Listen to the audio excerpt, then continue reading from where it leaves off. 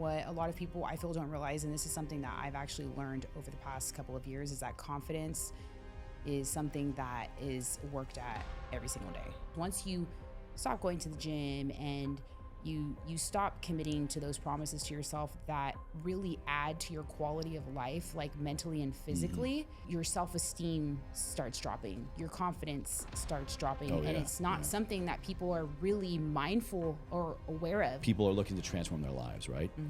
But then when you tell them, oh, no, all right, we need to have you time, they're expecting, no, what's like the secret workout? What's the nutrition plan? I never realized that food is such a vice. And it's dangerous because it's not like alcohol, or it's not like some other kind of drug to where, you know, food is just, it's a necessity and it's so accessible. Right, to call out a friend like, hey, maybe don't have that other shot, maybe don't have that other drink. But why aren't we saying the same thing to, hey, maybe don't have another cupcake? The biggest thing getting in anyone's way of starting their fitness journey is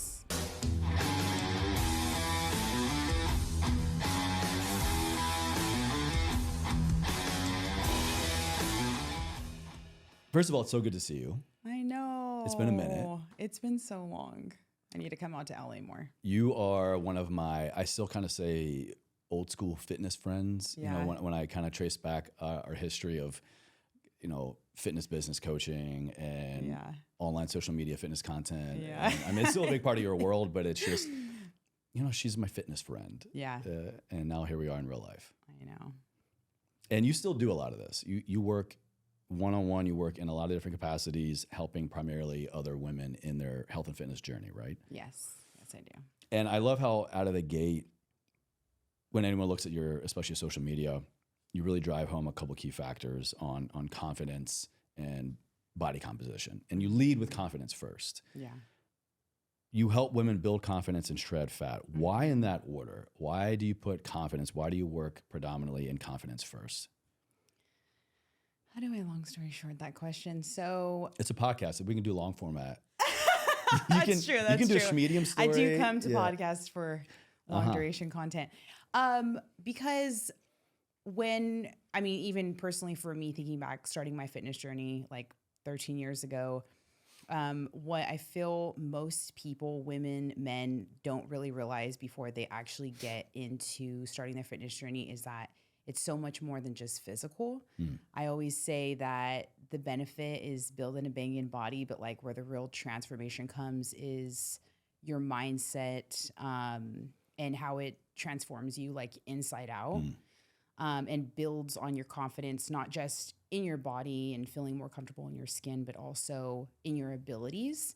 And so I've learned over the years through my own experience of not just my own fitness journey, but working with women that it works that way. And most people don't realize that at first before they get into it. Like they don't really know what problems they're actually really trying to solve. They just think about the outer appearance. They think they're diving into fitness. I want to change my body, but actually there are a lot of other cascading benefits. Oh my gosh. Yes, absolutely. That's why fitness, you know, as much as I am constantly changing, just like within myself and my career, it will always be a part of me because I know how much it's transformed my confidence, and it's really a big foundation of like why I'm at where I'm at now in life, and why I am at where I am, and why I am who I am. When someone is lacking confidence, is it really just a matter of bringing up fitness to also bring up confidence, or do they necessarily always go hand in hand? How would you kind of address one to serve the other? I would say that they go hand in hand, but what a lot of people I feel don't realize, and this is something that I've actually learned over the past couple of years, is that confidence is something that is worked at every single day. So once you stop, like say you stop getting in the gym and you're not in that environment consistently, you're not working on squats or deadlifts, whatever it may be, you don't realize it, but it slowly starts dwindling that area of confidence in your life, right? And so being in the gym consistently, it really builds, I guess this is kind of a way that I could answer it. It really builds your confidence in those small little disciplines that you commit to yourself. Sure. Yeah. So what people don't realize Little is promises it's to like, yourself. exactly. And this is something like I learn within my day-to-day life, within my journey. And then it's what I see with the women that I work with too. I'm like, oh my gosh, because we're all so much alike, without really realizing it. We all want success in some kind of way that looks different for everybody. We all want to have purpose. We all want to feel love. We want happiness, stuff like that. So we're all the same in that sense. And that's where I feel that it really does build that confidence. And it's something that and you can apply this to any area of your life. It has to be something that's worked out every single day. Because once you stop going to the gym and you stop committing to those promises to yourself that really add to your quality of life, like mentally and physically, your self-esteem starts dropping, your confidence starts dropping. And it's not something that people are really mindful or aware of, because that's something that I learned myself. It was like kind of like a light bulb moment where I'm like, oh my God, wow. Like if I'm not even consistently doing this for myself, my confidence starts dwindling. So my self-esteem even starts you, dwindling. the teacher, the instructor here, the sensei, if you will, for fitness, it's kind of a unique thing. I haven't really heard a lot of people talk about how they need to work regularly on confidence. I feel like a lot of people might think you're confident or you're not. Yep. Or you work to build confidence, and then once you have it, oh yeah, okay, I know, I got this kind of thing. Can you maybe walk us through how would someone know that they are not regularly working towards staying confident? Where might be some areas in their day-to-day life where they're letting their confidence work slip, and they're going to have to kind of really jump back on the horse to catch back up, so to speak? Honestly, the one thing that really resonates with me that I think of is the gym. It is like, even though fitness, it's a part of me, it'll always be a part of like who I am and my brand. But I'm, starting to pivot into other things of what we were kind of talking about. But in the gym, even for me, like when or actually, this is a good one. Okay. Scratch that. So routine. Ooh, yes.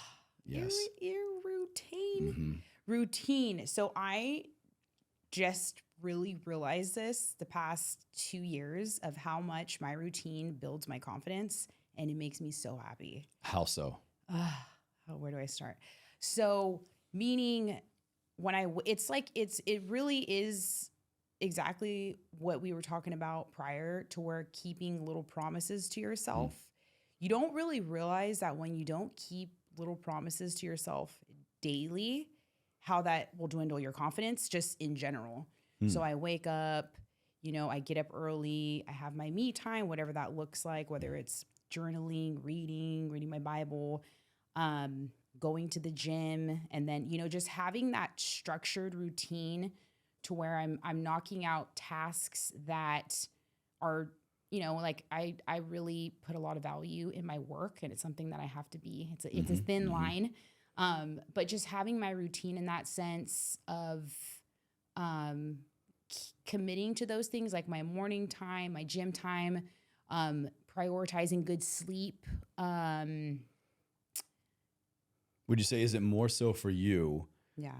The individual tasks within the you time, or just the fact that you consistently keep you time? Because I'm sure within that you have some fluctuation, right? Oh yeah. Maybe depending on the habit or the day or mood or energy or sleep or whatever. Yeah. But the thing is that I'm hearing is that you keep that time and then probably fill it accordingly? Or do you think that you, no matter what, have got to do this thing in order to maintain that confidence level? More so like that, like need to do this, okay, need to do that. And so you've got little like non-negotiables maybe? Yeah. Okay. I guess you could say that. Yeah. Like the whole routine being really the foundational things that add to your quality of life that people really should prioritize and create the time for is good sleep, fueling my body with good food, sticking to my morning me time, going to the gym. And it's not always going to be, 80-20. It's going to be 50-50 sometimes. But when you you notice that when you stick to a routine like that, like it just projects everything forward in your life. Like I don't know, it's something that it's like all those little things are stuff that enhance my life. And so when I stay on routine and, commit to those daily, it's not something where you're like, oh, my confidence just went up on the scale. It's like second cup of coffee, confidence check. There we go. Felt that one. Yeah. It's through the roof. Yeah. No, but it's more like it's compounding, right? So your routine when you're sticking to it, it compounds over an entire year. Like this is also something that I say to the women that I work with, like, it really matters what you do in an entire year. All those little small choices compound and they add up. And that's going to be how you feel about yourself. That's going to be where your confidence level is at. And it's not always going to be perfect, but I notice how much happier of a person that I am. And just my energy is like so much better when I stick to a routine, because those are small little commitments to yourself within a day. Even if it's like you're mentally checking it off, obviously good sleep, eating healthy, going to the gym, those things literally enhance your life in general. But when it's like, for me, it's the mental part of really sticking to it, of those little promises to myself, that I'm just a way more happy, confident person. So my routine. When you start working with someone new, or even just, maybe interacting with people in general, when you share this approach to habit stacking, to confidence building, to building a banging body, like you said, in that year, are these the areas that people are most surprised about? Because I think when I go back to my old coaching days and people are looking to transform their lives, right? But then when you tell them, oh, no, all right, we need to have you time, they're expecting, no, what's like the secret workout? What's the nutrition plan? What are all these things that have their time in place? But especially for longevity and adherence, I'm with you. Do you find that this is really more of a surprise for people as to what actually builds confidence and builds the body of their dreams? Or they're aware of it and they downplay it maybe. They don't think it's really that important. That's actually a really good question. I would say 98, maybe a little more of people, 98% of people don't realize that part of how fitness adds to your life. And that's why I like the content that I've currently been making. I really try to shine light on that. It's so much more than just what people probably think. Movement and, building a nice body and, building confidence in your body, stuff like that. It's like it transforms your entire life. Like everything, when you put yourself first in that sense and prioritize your health and your well-being, because if you don't have health, you have absolutely nothing. But then the other things that you were just talking about, then they're like, wow, oh my God, I'm feeling more confident in the gym and this and that. And like all the things that, where it's like, yes, if you look in the mirror and you're very unhappy with what you look like in that current state, you're going to be fixated on that. But what I feel a lot of people, and this is interesting that we're having this conversation because this is just kind of coming to mind for me. What a lot of people don't realize is that they're actually chasing other things than that physical desire to be in better shape, if that makes sense. There's something like a lot more deeper. And then that's, then it slowly starts like unfolding when they get deeper into their fitness journey. What do you think that is for a lot of people? Is it like not to beat a dead horse, and no disrespect here, but like an underlying trauma or an insecurity, maybe. I think a lot of people, that's the driving force, and they don't want to say it out loud, or they don't realize how much of their insecurities are driving their aspirations for building a better body and building confidence. Which, hey, whatever gets you there, doing the thing, sure, but you still got to work on that root cause, right? Yeah. Us being in the fitness industry, we know all the drama. No, I'm just kidding. But a little bit. Just a little. Once you're in the industry, it's like, it's very small. It's too much. Yeah. A lot of people everyone has their testimonies of why they get into fitness. I have my testimony of why I got into fitness. And a lot of the times it usually tends to be out of insecurity. Mine wasn't, but that is a big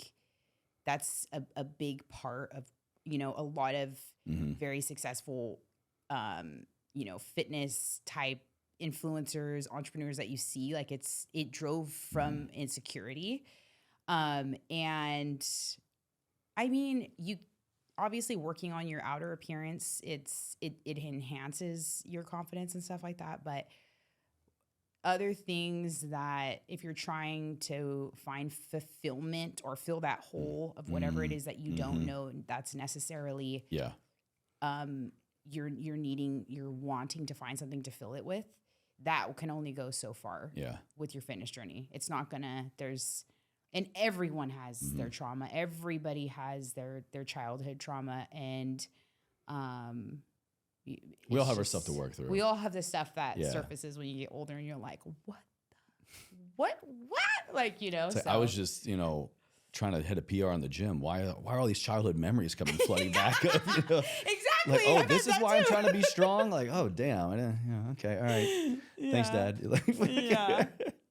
It's funny, in our journeys of finding fitness, I think we discovered that what we thought was a fitness size hole, actually, we didn't know that was there, like on top of this other trauma size hole, this other insecurity size hole, this other comparison syndrome hole. But we use that as kind of this more socially acceptable route to take better care of ourselves. Yeah. But then in pursuit of that, it's like that other option's like right there too. We can't deny it. The subconscious self won't let that go suppressed for so long. Yeah. Have you found that women in general have a more negative relationship to food than men? And if so, why? Oh, that's a good question. I don't know if my answer to that would be kind of biased because I like dipped my feet in working with men and then I had a bad creep experience. I was like, it only takes one of us to ruin it for everybody. Yeah. So I'm just like, okay, women, I'm a woman. Like I know how to navigate that space. Field. I'm just going to stay there. Hey, women can be creepy too. That is true. Women can be creepy too. That is very true. Way less often than dudes. I'm not trying to say. You're not wrong there. You know what? I mean, thinking about the people that I know in the fitness industry, Olympians that are on stage that a lot of people admire, men, thinking of men like that, because I've never really had much experience with working with men, but obviously I've had a lot of years of working with women. Getting into fitness was very different. So when I started coaching women, I was like, wow, I never, it was like a eye opener for me. I was like, I never realized that food is such a vice and it's dangerous because it's not like alcohol or it's not like some other kind of drug to where, food is just, it's a necessity and it's so accessible. Right. So it's, if someone's just shoving their face with food, it's not necessarily, depending on the setting, it's not like someone's going to be like, oh my God, like you should stop eating that much, as opposed to like, if you see someone about to black out and they're taking like more shots, you're going to be like, that's more socially acceptable to kind of like call them out. Yeah. Acceptable. Yeah. It's like, hey, why? That's such a great point. Isn't that, we're so, most of us, I think, we're easier to call out a friend like, hey, maybe don't have that other shot. Maybe don't have that other drink. Yeah. But why aren't we saying the same thing to, hey, maybe don't have another cupcake. Yeah. Hey, maybe, don't have this or that instead of this kind of thing. Isn't that interesting? That's such about it? That's a very sensitive it's a really big, it's a big thing. It's and I feel and have compassion for people in general that deal with eating disorders, like especially, using food as comfort, because it's just, that's really hard because you have to really have discipline around it because it's something that we need every day. And I'm sure a lot of people use food, they think it's a better vice than like, oh, I'm not going out getting blackout, or I'm not drinking too much alcohol, or insert any other kind of negative health habit here. It's like, oh, I'm just relying on food to get me through this. Exactly. Maybe can we make that a thing? How would Girl, we put the cupcake down. Yeah, bro, put the beer down. Yeah. How do we make that a thing? How do we, insert socially acceptable, let's, call out our friends politely on, I I would love to not have my friends turn into diabetics. I would love to help them reduce all-cause mortality. Oh my You know, goodness. I think even if fitness and an active lifestyle isn't as much of their lifestyle or part of their priorities as it is maybe for us, we can still kind of be shepherds, if you will, Yeah, for absolutely. better health, right? I found that kind of in order to do that, I just have to do me. Yeah. And hopefully the people around me that I would like to influence kind of just pick up on it. Yeah. And then, you know, come closer and ask me questions. And hopefully then they kind of begin their own journey. Yeah. Because otherwise it's just, who wants to do what people are yelling at you to do, right? We Yeah. usually, human nature, we're just going to run and do the opposite. Yeah. How do you navigate that when maybe you're working with a woman and you kind of realize, wow, actually we have a lot of relationship with food work to do here. Let's maybe, okay, what you're doing in the gym is great, your physical activity is great, but hey, there's actually something more that we need to work on, we need to talk about. How do you kind of help them realize that they even have a relationship to food? I think that concept for people is, for some people, might be new. With most women that I work with or have worked with, they're usually mindful that they have an issue with food, and they'll be very vulnerable with me about that, which I appreciate because that's hard to be open about. So that's maybe the reason they come to you first, or that's one of the biggest things they want to work out. I would say like maybe a quarter to half of the women that I work with don't really have the best relationship with food. But what I try to do with them is I try my best to shift their mindset around it, and I don't like to give it power. What I'll say is, you know, this is something that's become an enabled habit, and it just needs to be broken. So don't give it any more power than it actually has over you. Yeah. Because it is true, really, like, you know, our demons, quote unquote, because we all have them. Like, we're all human. No one's perfect.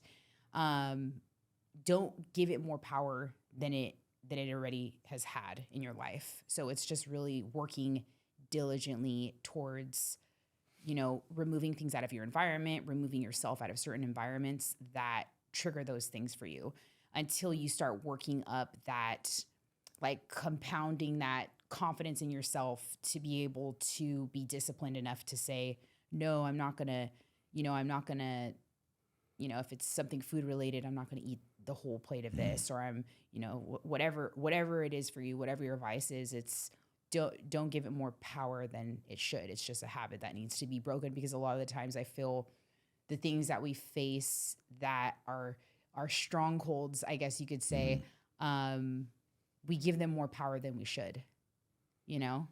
So. Well said. Yeah, I think that probably happens a lot without us realizing it. Yes. And once we kind of point out the elephant in the room, what probably happens next? We think, I'm so powerless against it. Yeah. So then we don't even realize it, but you're defeating yourself before you even started or give yourself a chance.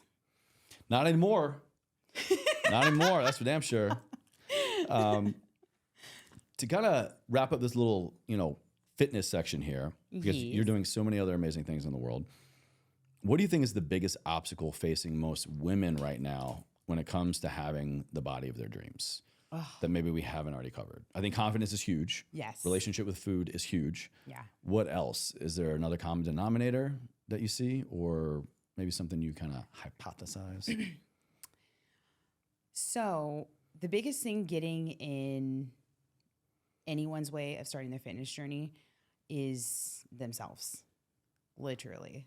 I've had many conversations with my clients, past, current, and every time I'm always so proud of people, because I feel like I love telling people I'm proud of them, because I feel like we don't hear that enough. Which, good on you. I'm sure a lot of people don't get that. No, I mean, somebody tell me right now. No, I'm proud of you. I know you would. She's fishing. Maybe. But is ourselves. And the women that I work with and I've worked with, they always are, I'm like, you know, I ask them that. I'm like, so what do you feel is your biggest struggle? What's hindering you from accomplishing that yourself? Noel, 1 second, pause right there. Oh. We lost the screensaver. Oh. I mean, everybody does hate LA. That's not wrong. You know, I don't resonate with that anymore. I had this. Do you live here? I do. You do? Yeah. It's a love-hate relationship. It for sure. is a love-hate relationship. It depends on where you live in LA, I feel like, too. I had this guy like years ago when we first kind of moved here. Yeah. Yell out, like literally in the middle of the street one time. He's like, just staring at the city, and he goes, "God, LA, you fucking suck. I love you." Yeah. And I was like, that's the best way I've ever heard to describe LA. It's like this toxic ex that you just can't. I know. I can't get enough of you, but I hate you, but you keep coming back. It's like I was saying earlier that a lot of the times we defeat ourselves before we even try. And yeah, you know, the women that I work with and have worked with, I'll ask them, you know, what do you feel is really holding you back? What's hindering you? What are you struggling with? And a lot of the times they're very self-aware and mindful to call themselves out. And I'm like, wow, I'm really proud of you for saying that, because you're exactly right. You are the one getting in your own way, you know? So it's really just, you just have to get out of your own way. That's what I had to do. It took me 2.5 years until I really decided to take my fitness journey seriously.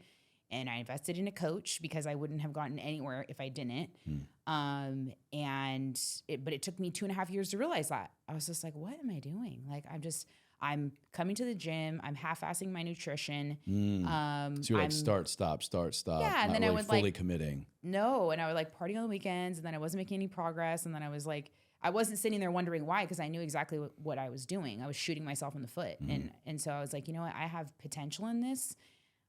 I need to pursue it. And it's a healthy outlet for me. And I know that I'll excel and go far if I actually really commit to it. And so I got a coach, and then that was me getting out of my own way, was investing in a mentor to help me. And then struggled for 2.5 years. And then 4 weeks in, I saw the most progression that I had ever seen. In 4 weeks? In 4 weeks. Wow. Everything. What was so different about those 4 weeks? I mean, having structure, having routine from it, and also, but the main things were my nutrition, and it was really my nutrition, and then having a plan with strategy to focus on progressing within each week. And my strength like shot through the roof, and I was like, wow, like this is how far I could have come if I just didn't sit around twiddling my thumbs for 2.5 years. So now when you say nutrition, I think there can be a lot of different things there. Yeah. Are we under-consuming calories? Are we over-consuming calories? Are we hitting all the numbers on certain days but then going buck wild on others? Was it a lack of protein? Was it finding really the best dietary approach for you and your current training protocol? Because someone listening right now, when they hear my nutrition was off, once I got that dialed in, well, that could be a lot of different things. What was it for you? And then maybe what do you think through the lens of nutrition is the biggest limiting factor for most people, most women out there? Nutrition. Well, this is when flexible dieting was becoming a thing. IFYM, baby. Back in the day, man. I know. And everyone was like, there's no way that's real. And I'm like, you can't get shredded off Pop-Tarts, bro. Oh my God. It fits your macros. Why was it always centered around Pop-Tarts? I'm like, or donuts.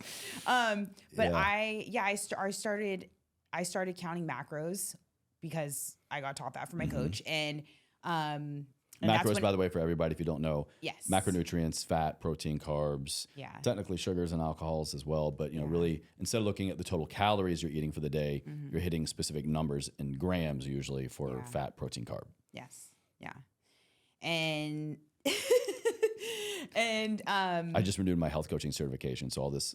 Oh, did you? Not to hijack my own show, but yeah, I do this every 2 years. Maybe it's like a little bit. Do you feel like you learn more? Are they like updating the? So you know what I mean? I go through ACE, American Council on Exercise, and I since 2015. And what I like about it, to your point, really, of kind of talking about working with a coach, is it's an accountability component. Yes. So I know that's the most powerful thing. Look, I'm a curious person anyway. A lot of the people I talk to on the show here, are experts in fitness, nutrition, and even some people that I see at some of the seminars that I go to that are accredited for my certification. So I'm like, look, I'm learning anyway, but I like renewing every 2 years because it adds a level of accountability that I have to for sure go to accredited things. I have to for Yeah. sure go to a webinar, a seminar, an expo that has been curated by this governing body that is like, yes, these are the advancements in health, fitness, behavior change that, we approve of, and we kind of see trends and we see the science on top of maybe whatever I'm curious about, because look, you could be curious about something and pursue it all day long, but that doesn't necessarily mean it's in alignment with kind of like a gold standard, if that makes sense. Yes. So also maybe it's a little bit of like, fear of if, I have to go back to a job or coaching, or if like the air quote here, real world, I have to go back to the real professional world. I'm still up to date, Yeah. Which you'll never have to, because you are who you are. But I still like to renew. I don't know. Apparently, no, it's nice because we like progression and growth, and we're literally made to do that, evolve and change. And I don't think that ever ends. I don't think it should, because whenever I feel stagnant or unhappy or lacking confidence, it's because I'm not growing in either my life or an area of my life. I'm like, why do I feel this way? Why am I so, and you're not continuously learning maybe in the way that you think that you are. That's so important. Yeah. It's sometimes you got to hit a low and then be like, why am I like this? And then realize those things, because it's so easy to become complacent, and you have to be really careful with that. Like if things are going well in your business, or you're doing really good in your corporate job, or whatever it is, don't ride that like complacency, because it's going to hit a wall, and then you're going to feel a type of way about your confidence, about everything. And at least for me, and being a coach, or just like, working with people in general, like you notice it, like when you're talking to other people about, giving them a pep talk and making sure that you're supporting them in that way, you're almost talking to yourself too. And sometimes I'm like, dang, like I need to take my own advice. Right. Yeah. So. Yeah. All right. So well said. Great point. But let's go back to, kind of bringing awareness to the macronutrients and your calories and the nutrition. What was it for you that kind of locked in that evolution? And then what do you think in general in nutrition right now is a big limiting factor for most women? Oh goodness. Okay. So it was like a circle of things. So I understood macros, but I was abusing the idea of it. So in a sense of, you can eat whatever you want, but really your nutrition should be like, 80-20, 70-30, meaning 80 to 70% of the time you're really fueling your food. You're really fueling your body with nutrient dense food, because what you eat is really how you're going to fill. And not just all Pop-Tarts, right? Not just all Pop-Tarts. Sorry, guys. Yeah. But so having the balance in that way, because I naturally, and it's funny because I am a fitness coach, right? Part of me. And I naturally don't care for vegetables much. I mean, I've been on a salad kick recently. But I'm not like, oh, I want to meal prep and eat broccoli and blah, blah, blah, this stuff. I've always really loved pizza, and I love cheeseburgers, and I think that's why we're friends. Because anytime it's stuff we could bond over, every time, I remember going to fitness events with you, and just afterwards, everyone's going to they either brought their own food or something, and I'm like, no, we're going to the bar. Yeah, literally. We're going to the cheeseburger spot. Exactly.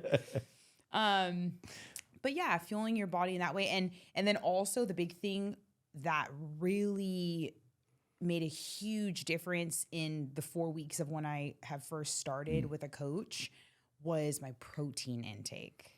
Sleeper. So many people, myself included, I have to come back to my protein intake like crazy. Gosh. It's so important. Yeah. Why is it so important?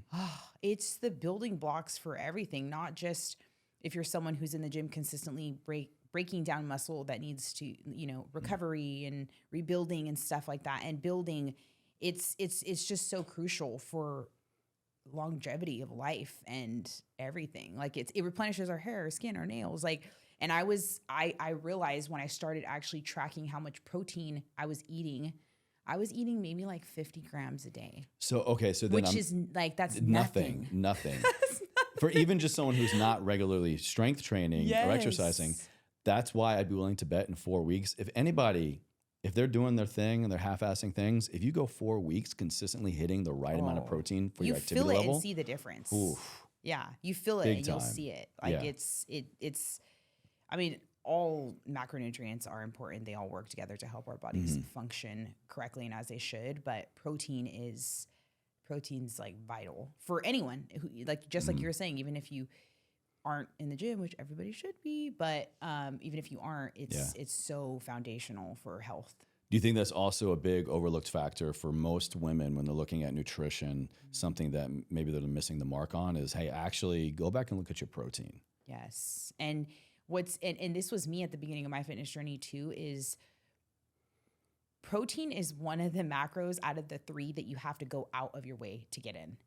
It's everyone To hit those numbers struggles at least, with meeting your protein intake because you, like, anything you eat, ton of fat, ton of carbs, majority of stuff. You have to go out of your way to get in protein. It's not convenient. Protein's not convenient.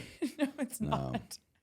I used to be eating like tuna out of bags. Like, I was doing anything to just get in my protein. I remember those days. The 3 protein shakes a Starkist day. tuna. Yes. I would get like the lemon and herb, or even just regular, Oh like my add some gosh. mustard. Yeah, man, you're getting 100%. flashbacks. I don't like to associate with that person anymore. He's not you. He's the best. You know, it's funny. I'm laughing in my mind too, because like at the end of the day, I always ask May, like, what did you eat? Tell me about your protein. My brother the same way. We have sidebar conversations, but like our girls are going to wither away and die because they're not eating protein. He's like, Chase, the biggest arguments we get in are all about she doesn't eat protein. So we have to like, hey, here's a protein shake. Hey, here's an extra serving of this. Yeah. So I think it's a lot of women. I think. Yes. Do you think is that because most women aren't interested in protein? They don't know how to source the right amount of protein, or it's just not knowing enough really about their physical output and their nutrient input needs? I would say just lacking knowledge of thinking that they don't, like, not knowing how. Well, one of the biggest things is not knowing where to source it from. And sometimes sourcing your protein, or maybe more than half the time, it's not pretty. Like, it's not going to be, you know what I'm saying? Like how we were saying, we would eat like starfish tuna out of a bag. Yeah. Like, it's not.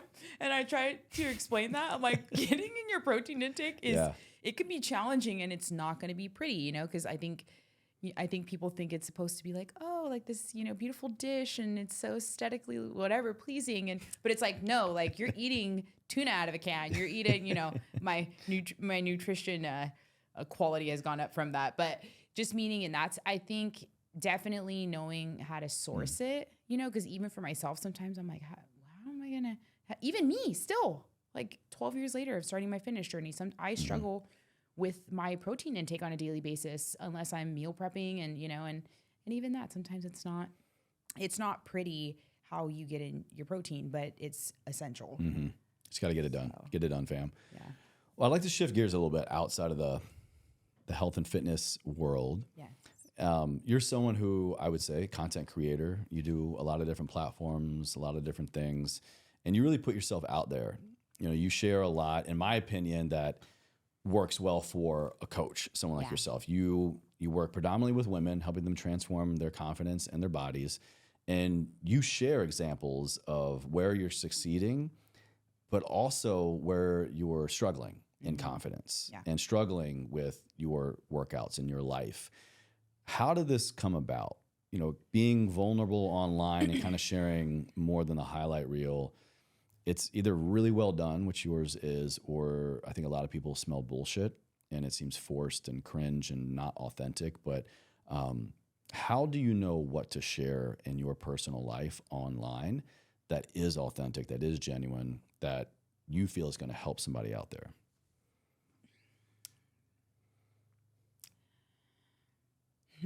Where do I start with that? So, being vulnerable in general, even if it's not with a big audience, is challenging for most, even myself sometimes, you know. And but the things that, and I'm not saying, you know, everybody go out there and put your vulnerabilities out online, because that's just not for some people. But the stuff that you're struggling with, and you're not sharing, especially if you have an audience, it's almost in a way a disservice Oh, to so true. other people, because the stuff that you struggle with, we're all very the same, right? Different, but very the same. We're all human, and we all have the same desires and stuff, and wants and needs. And so the things that you're the most afraid of to share, I feel like are the things to share, because you don't know, but you're going to be helping somebody. And so I started learning that with everything, my anxiety, my childhood, my past, stuff with my skin that I've dealt with. And it resonates a lot with people because everyone has their battles. Everybody has There's no way you're alone. No. There's no way you're alone. No. And so even though it is challenging to share those things, it's like when you feel scared to do something or share something is when you should, because it's going to resonate. It's going to help people. Even just by sharing, it helps people. In a way, I feel that even though sometimes it's still hard for me to be as vulnerable, and there are still things that I keep for myself because not everything needs to be shared, yeah.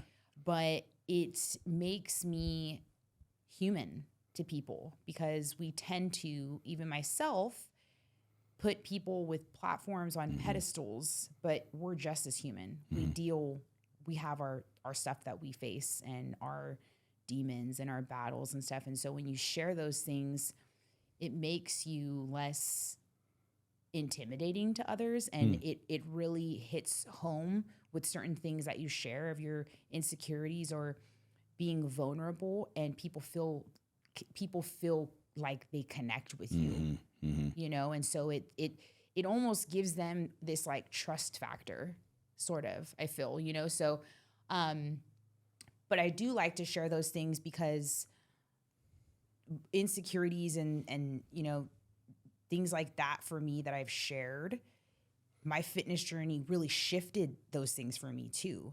So I like sharing that. By sharing things, you're saying it shifted your personal fitness journey?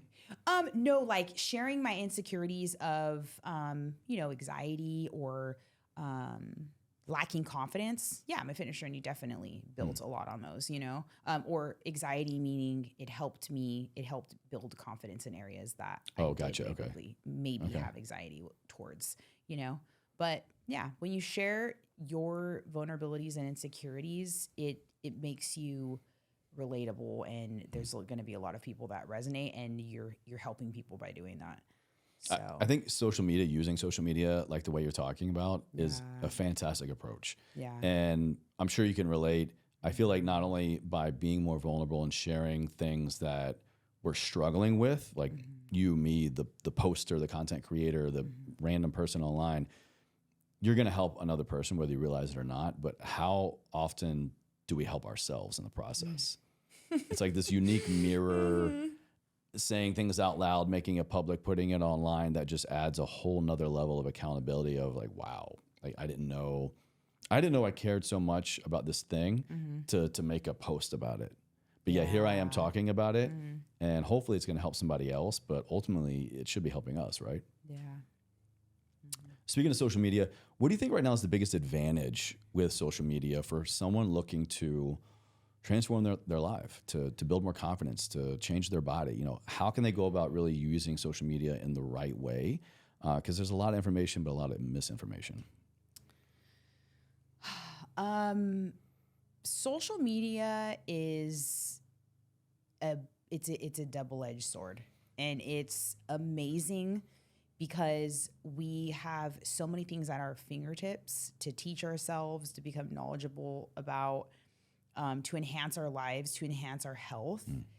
But I feel like a lot of people don't utilize it for that, and they just sit there and they scroll, and then it ends up doing the opposite effect of depleting dopamine and feeding our insecurities and 100%. Comparison. Yeah, and comparison and all that stuff. So it does like the opposite factor. But I mean, gosh, social media has transformed my life. Like it's brought in friendships, amazing friendships. I've met amazing people. It's given me amazing opportunities. And my life is the way that it is now because of social media and the opportunities that it's given me. But it's a double-edged sword, and people can really take social media, and if you really put your mind to something and you want to pursue something or start a business or whatever, it's made that so easy. I won't say that lightly. It's a lot of work that goes into the back end of it, but if you can really create opportunities for yourself on it, and it will change your life, but it can also do the opposite effect if you don't have discipline around it and respect it as a tool. Like to your point at the very beginning, if you let it have power over you instead of establishing power over it. Yeah. Yes. Besides social media, what are some maybe other hacks you have, habits, or even resources you go to for your continuous fitness journey to become a better person, to become, in contributing to the Noel evolution and growth? Aside from social media, where do you go? What do you use? It can't all be from the gram, right? No, podcasts actually. Chase is like Everforward Radio. Yeah. Tell your friends, subscribe.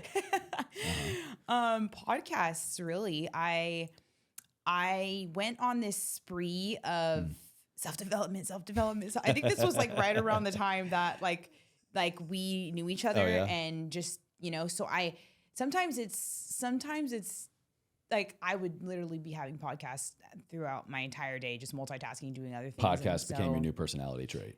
Pretty much, to where like I couldn't hear my own thoughts because I was just thinking and listening to all these different podcasts. But I got kind of burnt out on them for a while, so I stopped listening to them for actually a couple of years, and then I started, listening to. I started listening to like Ed Milet's podcast, and then I started listening to like Dr. Huberman and stuff like that. So that's kind of where I actually source everything of new stuff that I'm learning is podcasts. Yeah, actually. All right. Well, I'll stop the interview there. It's the most important. We covered the most important topic is just podcasts. Yeah. Everybody needs that. That's so true. It's so funny. I've actually, I don't even want to open that can of worms. Never mind. No, I'm like, that could be a whole podcast in itself. We were catching up the other day in kind of preparation for this interview, and you were sharing with me some things on the horizon for you. I think you're growing, you're evolving as a woman, as an entrepreneur, as a coach, as a content creator. And I've been there, and in some ways I'm there now as well. When we reach these pivot moments, they can be equally terrifying and exciting all at the same time. I don't know about you, but a lot of me feels like I've got to abandon this old identity. Yes. I built this audience based on this. People know me as this, but right now I'm really interested in that. And I feel like it's pulling me in that direction. Yep. How do you navigate those pivots being someone that has created platforms kind of off of one thing when maybe considering going a different route? I honestly am still navigating that right now. Being completely transparent. It's fitness. It was a big part of my life at one point. It'll always be a part of me and my brand. You said was. Wait, I said was? You said was. No, well, meaning at one point it literally was my life. Right. No, and I think to your point, like you're in a transition. Yes. It was such a big part, and it probably was the biggest part. It was like my life, like everything, like my content, what I talked about, the brands that I was working with, fitness apparel lines, supplement companies. Like it was my whole life at one point. But and it served a big purpose, and I needed that at that time in my life, and it was my entire identity. And so I've reached a point where I'm somebody who I've always been multi-passionate. I've always wanted to do everything. I'm honing it in and slowly kind of taking the steps of focusing on a few things and then getting to those other things. But when I noticed that I was pivoting out of just being Noel Arevalo Fitness, you start internally feeling it because like, just like you were saying, you're like, I feel pulled in that direction. You start internally feeling it because I was noticing that I was running into a lot of burnout and it was requiring more energy to do fitness things as opposed to giving me energy when I was doing them. Like, this is supposed to be easy. This is supposed to be what I love. This is supposed to be what everybody knows me for. So it should just be kind of second nature, right? But I'm hearing maybe, kind of maybe showing up begrudgingly, or maybe not feeling the same level of motivation, inspiration, or even fulfillment and joy out of it. Yeah, I was starting to like resent it. And it was every time I was creating some kind of content for it, here's my workout, here's what I ate. Oh my God. If I had to tell somebody about one more macro, I swear. But I was just like, I feel you. I was feeling friction. Yeah. And I'm like, and I was just, but it was like, this is what I built my whole platform on. And this is my identity and my identity to them. So how do you shift out of that? And then as soon as you start introducing different things to this audience that came to you fully for that one thing that you did, you slowly start seeing the numbers dwindle, the engagement, the following, and you can't get some comments that you don't like anymore, and you can't help but correlate your worth to that. So then it's like, it almost kind of tries to like this natural thing that's transitioning in your life. You almost are like, well, wait, because that instant gratification of the likes, the engagement, the following increasing and stuff. And it's like a toxic relationship, right? It's like, where are you going? You'd be nowhere without me. I made you. No one's going to love you like I love you. Get back in here. Exactly. It's Bullshit. hard, And so I really had to take a step back and get back to my knowing of treating social media professionally. And then really doing some reflection for myself of being like, I am feeling drained. I'm feeling burnt out. I'm feeling friction every time I'm trying to box myself into this one thing when I know that there's so much things that I want to do. And even though, we get in our heads sometimes, I know what I'm capable of, and I don't want to just box. And trust me, you guys, I don't feel that way all the time, but like when I do feel that way, I'm like, wow, my potential is limitless. Like, well, go back to what we were talking about in the very beginning. It's because you continuously work on building your confidence. Yeah. And I'm sure the more that you have worked on keeping that work and those habits and that time and everything to support growing confidence, you're going to become confident in other areas maybe that you weren't before. Yeah. So it makes total sense that where confidence goes, progression goes. Where confidence goes, your personal evolution goes. Yeah. I don't know if I've told you this, but when we were in Scottsdale years ago. Okay, we did go to that thing together. Yeah. Okay, yeah, that's what I thought, because we've done a few of like event, the fitness event things. Yeah. Fitness things in a past life. Yeah. And that event, very on par with what we're talking about now, is when I hired Jason. Yeah. And I hired him to grow my fitness coaching business, my health coaching business, because like you just said, it was my identity. I had everything locked into it. It's what my audience knew me for. And I shit you not, the first 10 minutes of the first official phone call, he basically talked me out of working with me on the thing that I hired him to do. Wow. He's like, Chase, you don't want to do this. Like all the things you've been talking about, where you want to go, like your ideal life, like all these things, how you want to live your day, it's around this podcasting. Yeah. So I hired him to grow my coaching business. I completely shut down my coaching business and just pivoted to podcast Chase. Isn't that awesome? I love Jason. God, it was the best thing. Yeah, there's nothing like paying somebody thousands of dollars to not do what you hired them for. Hopefully he gave you your money back. No, I could not. No. If it wasn't for him in that conversation, I don't know if I would be here, or maybe it would have been a lot long. I would have dragged out that coaching business a lot longer than it should have been alive.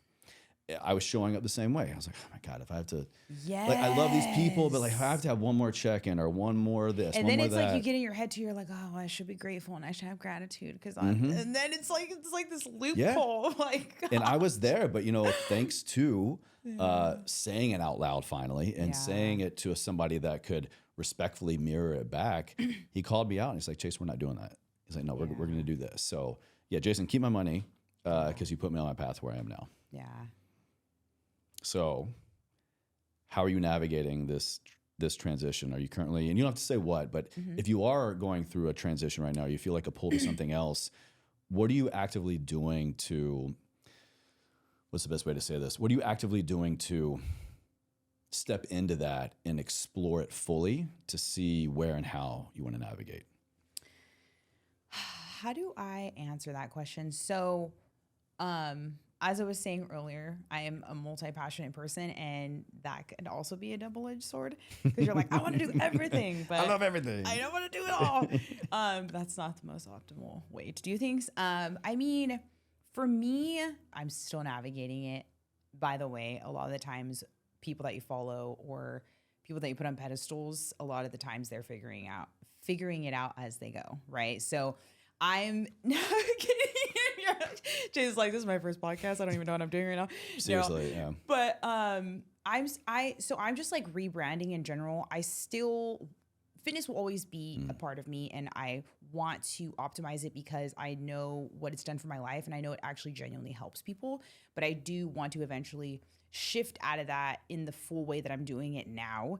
And I'm changing my branding of my Instagram, of how I do my content. Like, I want my content to be super quality. And I want it to, which I've already shifted, got a new camera, like doing all the things. But by the way, great camera. Like, I look at It's your all in reels, the like lens. the quality, like the depth. Like, I'm gonna nerd out on all the tech, but I'm gonna. Oh my God. let me get that model after we're Yeah, I done. got All right. you. But I want my content to, like, the first little step is I want it to say fitness without saying I'm fitness. You know, like my workouts, my blah blah blah. Like I want to show Without it it being everything. Yes, I want to show it in a way to where it's like, it's saying fitness, it's saying lifestyle, you know, things like that. I want to start sharing a lot more of my hobbies as well, because, by the way, hobbies are so important to have. I didn't have them for a while because fitness was what I did. And someone asked me that one time and I'm like, oh my God, I don't know. And then I discovered What do you mean? What golfing. else do I do besides working out? What do you mean? What else? Exactly. So, and then I've always honestly felt a very strong calling, like way before I started, my fitness journey, way before I started my Instagram or YouTube. I always had a really big calling, and I just felt this like heaviness on my heart to help people that struggle with like mental health. And I'm like, now that I'm pivoting, this is like the best time to do it, because everything's at, unfortunately, an all high, like depression, anxiety, all that stuff. And mental health is people are becoming more aware of how big of an issue it is. And it's totally fine to talk about it on a regular basis now. Yes. I believe, at least. Absolutely. That's what I see. Especially for men too, because now it's like, you know, we've kind of gotten out of that generation of like masculine. You can't talk about your feelings. Like, guys are just like women. We might be more vocal and emotional, but I mean, they feel the same things, and you have to talk about those things. But just a bunch of things. I'm currently working on my real estate license right now. Real estate is always going to be in demand. It's always been, I feel like it's uncapped of the things that you could do with it. And allows like progression and growth with, and it's just been something that's always intrigued me. But getting back to like what I was initially saying, I know that all the things that I'm doing will lead me in the direction to do it on a grander scale, but I would love to really do something with people to help in that way. I don't know if it's speaking, you know, I spoke one time before. And we shared a stage years ago. Yeah.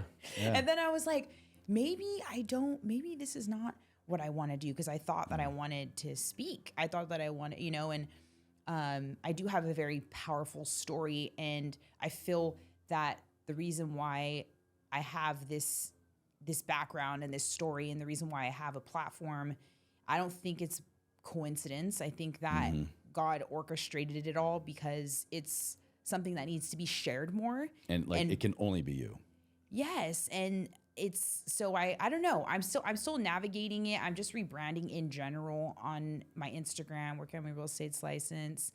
But also seeing, you know, like, being on podcasts and stuff like that is never something that I really like kind of dipped my toes in. And I'm like, why am I not doing these things? Because this is going to help lead and align me to what I'm wanting to do, and being able to, I'm like, maybe this is how I'm going to be able to start sharing.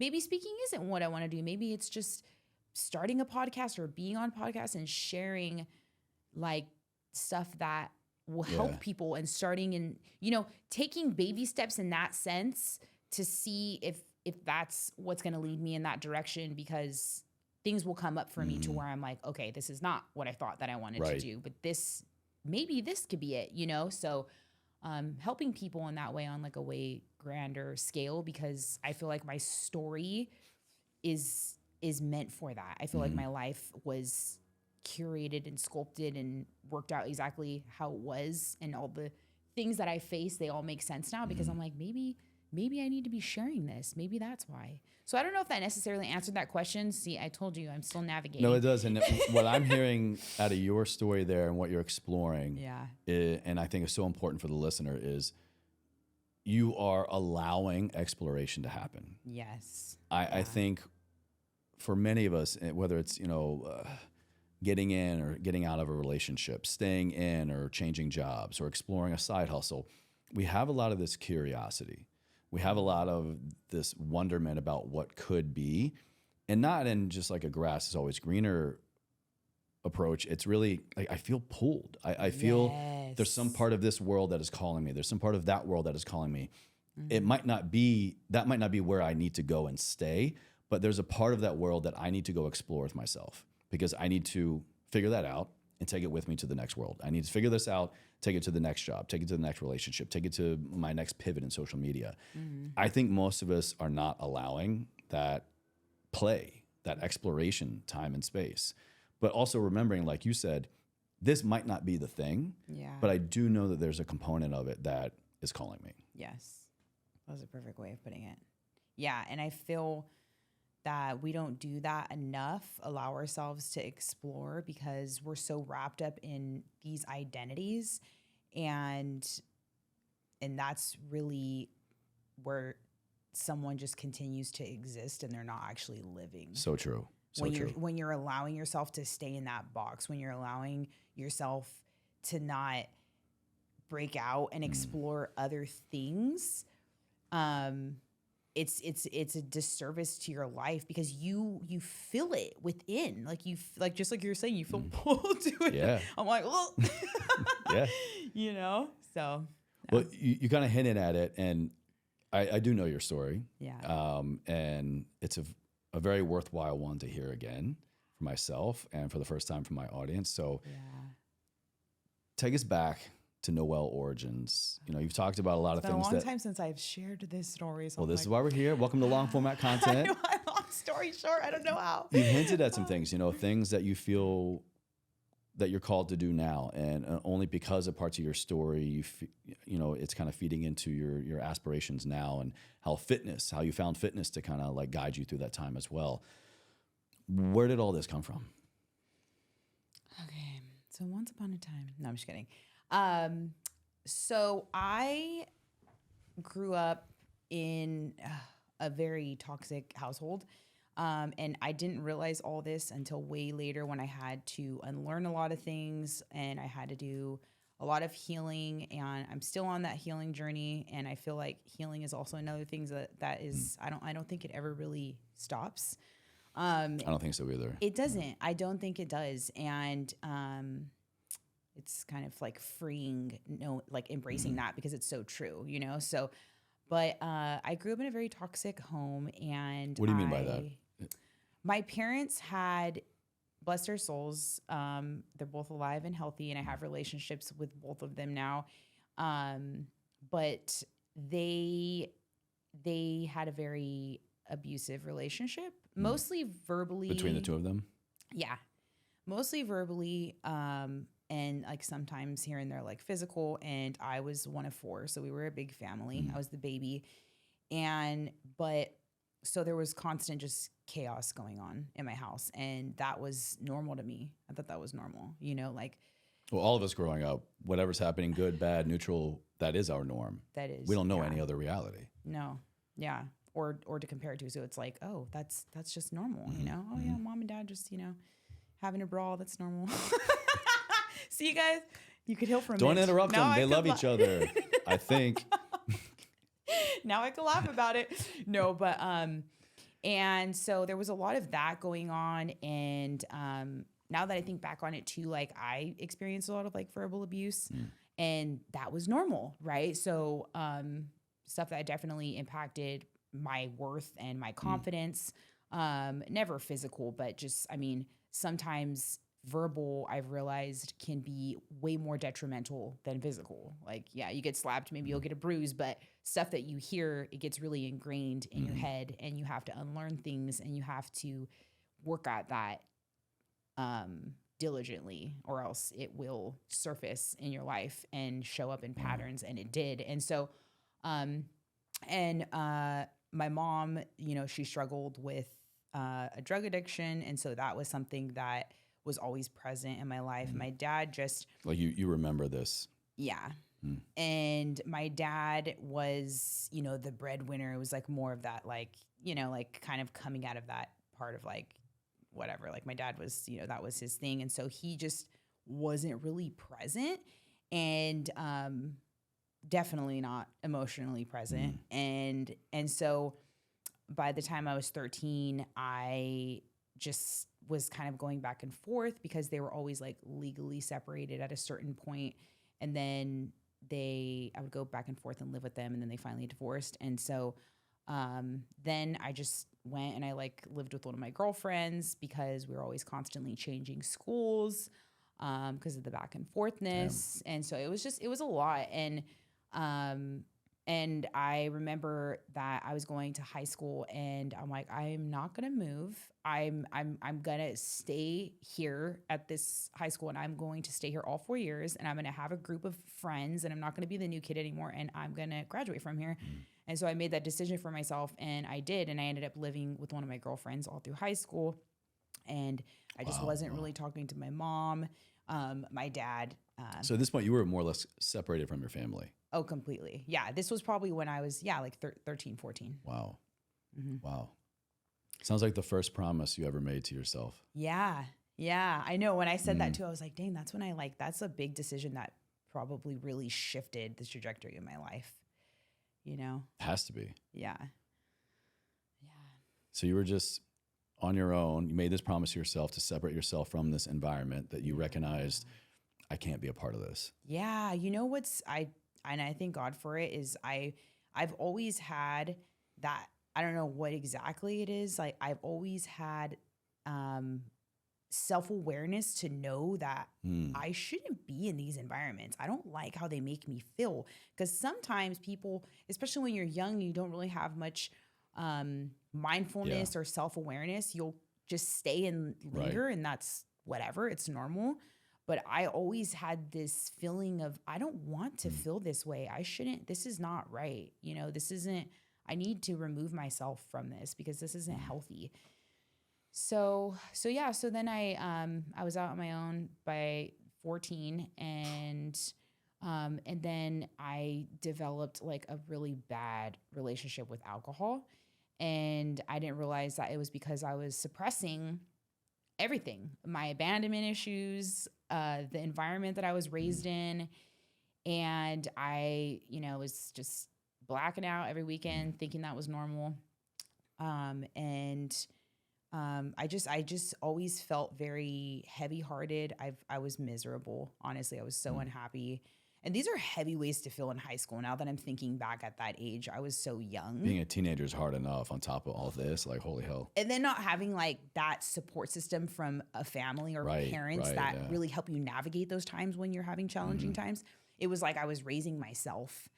And yeah, so it was, and then it just kind of, it continued, and I was just, and then I don't remember the time of when well, actually, honestly, what really saved me from all of that was my faith. My Mm. faith, and then eventually down the road, it was really wanting to not feel the way that I felt. Like I felt Yeah. just like I was saying, like I was like a very miserable person. I was a super insecure person. I was just angry. I was so angry. Rightfully so. I mean, I was ready to shit. fight. But I was so angry, and it was just to really harbor all those feelings is just so. It just sucks the life out of you, and that's how I felt. And then the self-aware kicked in again, and I was like, I don't want to feel this way. So then I really You don't deserve to feel that way. No, like it's not. And when you harbor, and I was harboring a lot of resentment towards my dad and my mom, and what you don't realize is that, and suppressing it with alcohol, partying, all that stuff, and what you don't realize is that really, it really is, for a long time, people be like, oh, forgive. It's like, okay, well, you don't know what I've been through. You don't know, and even if I forgive, that person's not even sorry. So that makes you even more damn. mad. Yeah. Yeah. But Oof, that's a tough one. then I reached a point to where I was like, you know what? Like forgiving really is for myself, and I want to be free of how I feel. And so then I started diving deep into, my faith and stuff like that. And that really helped navigate me in a time where I didn't have anyone to navigate me, in a time where I was like, I was so lost. Wow. I was so lost. And it's so nice and so freeing to talk about this and have no. It's a safe space. Yeah. And also have no like, just to give like other people hope with that, because everyone deals with it. I have no like emotion towards it anymore. Like I really am free from it, and I'm not, it's made me who I am. And I'm genuinely grateful for that, because if I didn't go through those things in life and have to overcome them, then I would not be who I am. And I have gotten to a point where I love who I am. Hell yeah. I love to hear that. I'm happy for you. That's amazing. I have my Yeah. moments, but I love who I am. And it's because of the stuff that I've been through, like everything that you're going through, all the dark times and all the challenging things, they all come full circle, and they're there for a reason. So I've really shifted my mindset just recently. I've always been aware of this, and you too, because we both love self-development, of that to really look at my challenges as opportunities, because they're going to grow you. And that was my whole childhood. And just to kind of like sum up the whole life story and, why I'm at where I'm at. And so my faith really carried me through the healing. And then I started diving into self-development things. The first person who I, was like in love with, I was like, Tony Robbins, he's everything. And then I started doing other things, and I'm like, wow, like, and I started breaking free from feeling the way that I felt, and I was building on my confidence when I found the gym and all that stuff. And then I trickled into the gym, and then the rest is history, right? But they can just go back and listen to the podcast in reverse order and figure it all out. Yeah. But yeah, I mean, but going through those times was horrible. It was just, like, why am I going through this? Why me? And I just got sick and tired of feeling that way, and putting myself in like a victim mentality. And I'm like, if there's going to be any change, it has to come from me. If I don't want to feel this way anymore. That's powerful. I don't want to feel powerful. this way anymore. Yeah. I don't want to be miserable. I don't want to be angry. I don't want to be resentful. I don't want to carry this around, because it's not a way to live. It's not a way to live. And the only way that was going to change was if I dug deep and found things to guide me in healing and changing. And I'm still doing a lot of healing even from that. Like this past year, I've done. It's not a one and done thing. No, it's a continuous realization of the work. 100%. And then it would surface in areas of my life, even still. And a big one was in relationships in general with, romantic partner, friendships, your family. It surfaces and you're like, why am I reacting this way? Why am I, why I don't want to act that way. I don't want to resort to that when something like that surfaces. And then you're like, dang, I got to go back to the drawing board and figure out why, and then work from there. And it's something that you have to, just like confidence, it's something you have to work out every single day and be mindful of. And you have to do the work. You can't just be like, okay, I had a therapy session, I'm healed. Like, no, you listen to a podcast. Listen to a podcast. I'm all good. You have to go out there and you have to do the work every single day. And that is exactly what we do here on Ever Forward Radio. And to kind of wrap all that up in a bow, I want to ask you directly, how do you move forward? How do you move ever forward? What do those words mean to you? I thought about this question and I was like, the thing that I love that question because it's a great question. It's a very moving, like it makes you think like how, like what does that mean for me? And everyone's is going to be different. And I'm like, how can I answer that and really provide value to someone listening or make an impact? Because I know you asked that question for that. And I appreciate all the prep work and thought. And I'm sure the listener does too. Yeah. That's amazing. So, thank you. No, I was thinking about that. I'm like, I want to bring something like powerful for someone if I were listening. Well, bring it, girl. Yeah. But for me, it's that no matter what is thrown at you in life, life is good and bad. It could be good to us. It could be really cruel to us, but that's what makes it life, because if everything was easy, then we would be bored. Let's be honest. But for me, no matter what life throws at you, to continue taking it and finding the opportunity for growth and progression in it, whatever that is, and continue moving forward. So whether it's good, kind of what I was talking about, you get a job promotion, your business is booming, like don't get complacent with that and just be like, oh, it's time to relax. Don't get me wrong. Don't burn yourself out. You should have time of rest. You should have time where you sit back and you allow yourself to reflect and relax. But to always be moving forward and growing. And then it's like in times of challenges, like really shifting your mindset around challenge and obstacles, because they are there to help you continuously move forward. They're there for a reason, right? Especially with challenges, because I feel like people resonate with that more, because when those are there, you're like, why?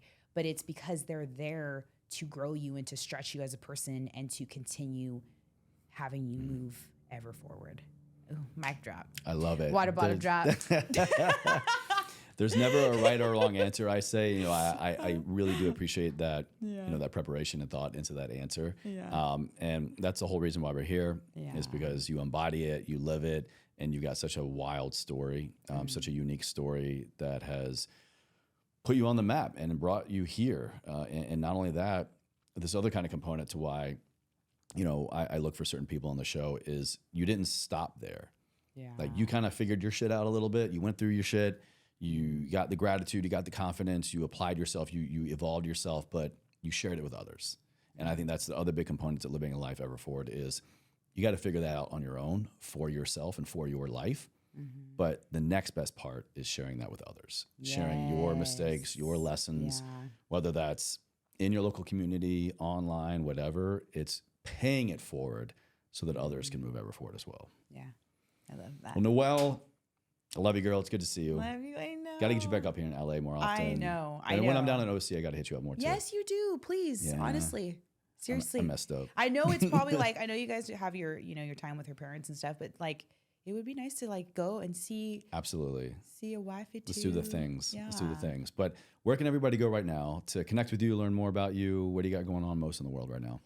My main platform would be Instagram. It's just, Noel Arevalo. There's an underscore. There's always an underscore. We'll have all the things linked for everybody. Yeah. You can tap that link in the video notes, show notes.